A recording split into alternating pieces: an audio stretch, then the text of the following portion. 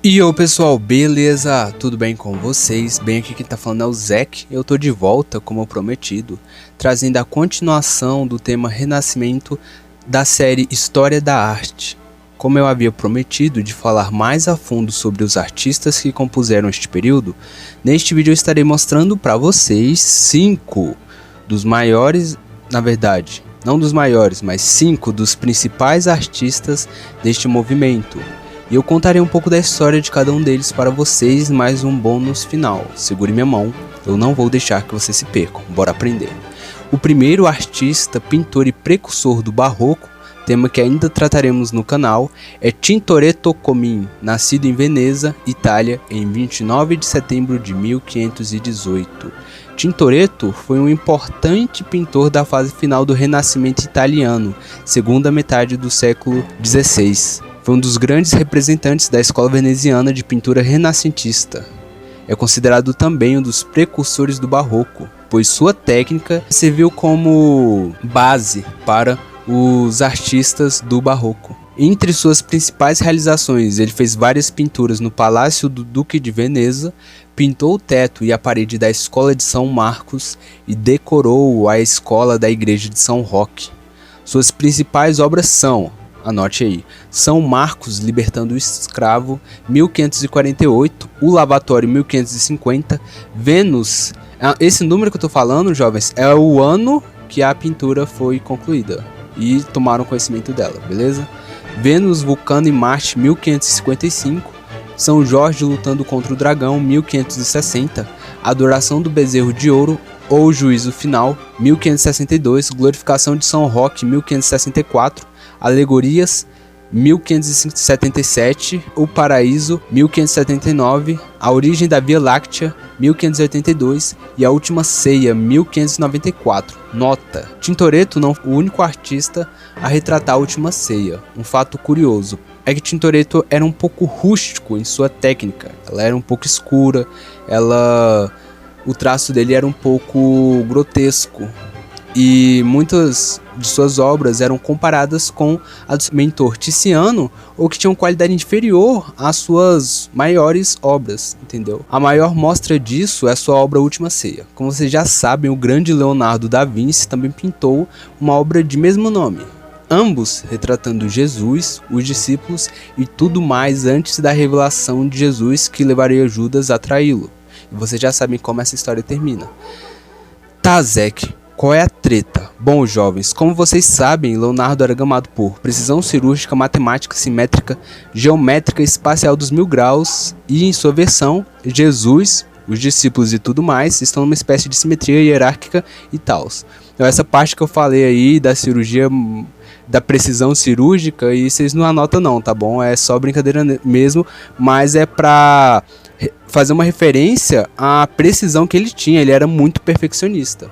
Tá? Já Tintoretto, como é que ele pintou? Ele pintou Jesus, os discípulos e tudo mais no ângulo estranho, com traços, cores fortes e grotescos, e da qual não se podia ver muito bem todo mundo. Você só diferenciava Jesus porque ele tinha uma aura, mas não dava para ver muito bem. O objetivo dele era demonstrar a irrupção do espírito humano naquele divino momento. Ou seja, se não bastasse dois artistas decidirem retratar o mesmo acontecimento com o mesmo nome, ainda comparam os dois. Quem saiu esculachado? Tintoretto. Tintoretto morreu na cidade de Veneza, Itália, em 31 de maio de 1594. Uma última coisa, as técnicas de Tintoretto serviram de inspiração, como eu havia dito, para artistas do barroco, movimento que surgiu pouco depois de sua morte. O próximo autor é Rafael Sanzio, nascido em 6 de abril de 1483, Urbino, Itália. Rafael Sanzio foi um importante artista plástico italiano na época do Renascimento Cultural. Nasceu na cidade de Urbino em 6 de abril de 1483, e morreu na cidade de Roma no dia 6 de abril de 1520. Destacou-se principalmente nas áreas da pintura e da arquitetura. Sua arte foi reconhecida graças à suavidade e perfeição de suas obras. Algumas das suas obras mais notórias são A Bandeira de Procissão com a Santíssima Trindade, Ressurreição de Cristo, Deus Pai, Abençoada Virgem Maria, Anjo, A Virgem com o Menino, São Sebastião, Retrato de um Homem, A Coroação da Virgem, A Anunciação, Adoração dos Magos, A Apresentação no Templo, Madonna Conestabile, Madonna com Menino, O Casamento da Virgem, São Jorge o Dragão, As Três Graças, Visão de um Cavaleiro, Madonna e o Menino no Trono com Santos e São Miguel. Ele ficou principalmente conhecido por causa de pintar Madonas, não essa Madonna, essas Madonas. Rafael morreu jovem, com 37 anos de idade, no ano de 1520. Relatos da época indicam que o pintor estava com uma grave febre. Agora vamos falar de um artista muito famoso, ainda não é o Da Vinci, Miguel Ângelo de Lodovico Buonarroti Simone. Nasceu na cidade de Caprese, Itália, no dia 6 de março de 1475. Até agora, vocês podem ver que a Itália foi um berço de muitos artistas, de muitos acontecimentos, né? Porém, o artista passou parte da sua infância e adolescente na cidade de Florença. Como grande parte dos pintores e escultores da época, Michelangelo começou a carreira artística sendo aprendiz de um grande mestre das artes. Seu mestre lhe ensinou as técnicas artísticas foi Domenico Ghirlandaio. Após observar o talento do jovem aprendiz, Ghirlandaio o encaminhou para a cidade de Florença para aprender com Lorenzo de Medici. Na escola de Lorenzo de Medici, Michelangelo permaneceu por 2 anos, 1490 a 1492. Em Florença, recebeu influências artísticas de vários pintores, escultores e intelectuais da época, já que a cidade era um grande centro de produção cultural. Escultor, arquiteto, poeta e engenheiro, Michelangelo começou a construir seus status de nobreza após se veicular com mecenas, que eram proprietários de riquezas, burgueses, gente que tinha grana na época e se interessavam pelo talento do rapaz. Até a igreja pirou no moleque. Entre suas principais obras estão afrescos do teto da Capela Sistina, A Criação de Adão, Julgamento Final, Martírio de São Pedro, Conversão de São Paulo, Cúpula da Basílica de São Pedro, esculturas, Davi, Leda, Moisés e Madonna dos Degraus. Aproveitando que estamos falando de suas criações, volta lá na Criação de Adão. Tá. Muitas pessoas acreditam que esta obra aqui apresenta, na verdade, a racionalidade, o ateísmo ou até a criação da religião ou Deus pelo homem. Como assim, Zeke? Michelangelo era ateu? Não há confirmação exata nisso, mas sim um consenso geral dos autores da época. Na pintura temos Deus, seus anjos, se aproximando de Adão, tá? Como se Deus estivesse dando o toque de vida em Adão. Se você reparar, vai notar que esse grupinho aí tem a forma de um cérebro, ou algo próximo disso. Faz sentido, existem explicações bem concretas e eu vou deixar o link no final do vídeo para quem quiser ver. Nem todos os artistas ou intelectuais da época eram católicos ou temiam a igreja católica, até porque eram intelectuais. Era uma espécie de relacionamento comercial. A igreja pagava, ou seja, mecenas, não só a igreja, outras pessoas. Michelangelo e os outros artistas pintavam. Ele também era homossexual, mas isso só foi tolerado quando muitos autores de suas biografias foram derrubados ou morreram. Ser homossexual naquela época era perigoso. Ele morreu 18 de fevereiro de 1564, aos 89 anos, na cidade de Roma. Até os dias de hoje é considerado um dos mais talentosos artistas plásticos de todos os tempos, junto com outros da sua época, por exemplo, Leonardo da Vinci, Rafael Sanzio, Donatello e Giotto di Bondone. Eu sei, vocês querem ouvir do Da Vinci, mas esperem.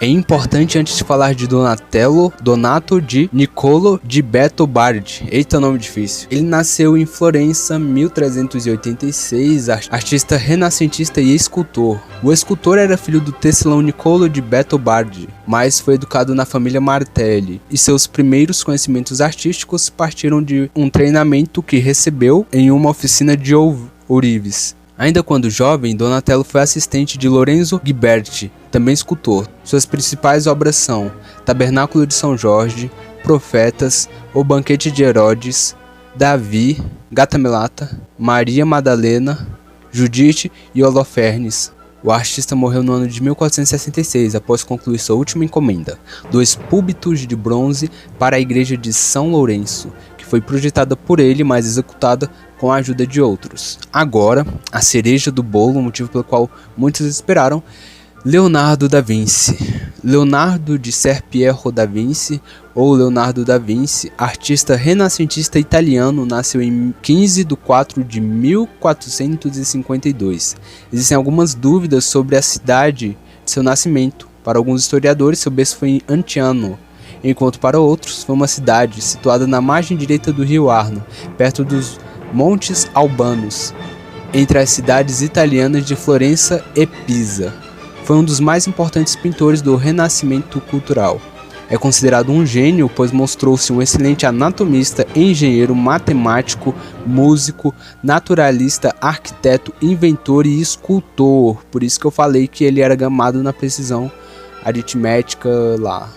Seus trabalhos e projetos científicos quase sempre ficaram escondidos em livros de anotações, muitos escritos em códigos. E foi como artista que conseguiu o reconhecimento e prestígio das pessoas da época. Se vocês me perguntarem por quê, basta lembrar da influência da Igreja Católica sobre quase todo o pessoal que era cientista na época, beleza? Como eu disse antes, Leonardo era gamado por precisão cirúrgica, matemática, simétrica, geométrica e espacial dos 1000 graus. Em todas as suas obras, invenções, estudos, pensamentos e ideias tinham um brilho de gênio nato, capaz de ver coisas que outros não viam, ou descrever fenômenos e acontecimentos, como esta ilustração de um embrião, sendo que era quase impossível naquela época. Porém, lembre-se, Leonardo da Vinci ele tinha como instrumentos de estudos cadáveres, tantos cadáveres de ursos, outros tipos de animais, cavalos, e talvez ele também tenha usado cadáveres humanos. Então muito bem ele poderia ter abrido uma mulher que estava em algum período de gestação, mas ninguém sabe. Ele foi declarado o primeiro gênio da Itália e seus estudos, feitos e ideias inspiraram artistas locais e inspira até hoje, deixou uma marca no mundo. Assim como Michelangelo, ele era homossexual e também zoava a igreja quando ia pintar um quadro a pedido dela, deixando sempre alguma mensagem subliminar. As principais características das pinturas de Da Vinci eram a utilização da técnica artística de perspectiva, uso de cores próximas da realidade, figuras humanas perfeitas, temas religiosos, uso da matemática em cálculos artísticos, imagens principais centralizadas, paisagens de fundo, figuras humanas com expressões de sentimento, detalhismo artístico. O cara era o verdadeiro mito. E eu até contei a vocês a treta dele com Tintoretto.